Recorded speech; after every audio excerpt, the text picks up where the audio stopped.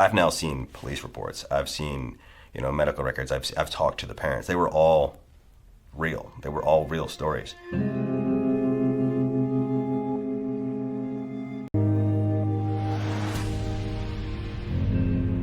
Now I introduce to you Board Chair, Ms. Lisa Eastep. Over the last few days, multiple statements have been issued regarding the arrest of a Roland Grice middle school teacher.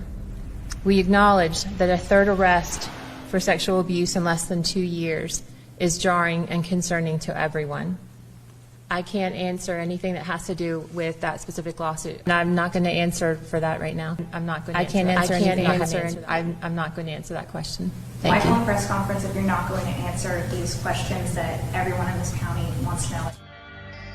Once the lawsuits started getting filed, they really shut down and I mean, I get that. That's probably the advice they're getting from their attorneys, but you've still got 20,000+ kids in the school system under your care, and just to say no comment is disturbing to parents and to the public. It was a disaster.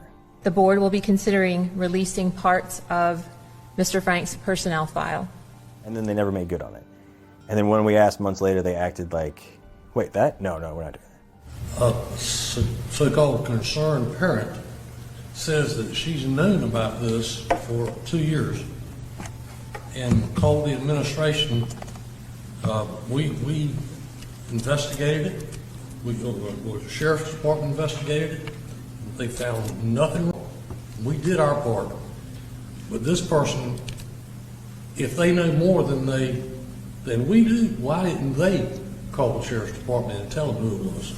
Mr. Ivanbark, are you indicating that a parent should be responsible over the board? No. Their number one job? No, I'm not saying that. But what I am saying, if it was my daughter or my son, and I called the administration and they didn't do something about it, I would. Sir, do you think a parent has the same resources and access to personnel information as the board?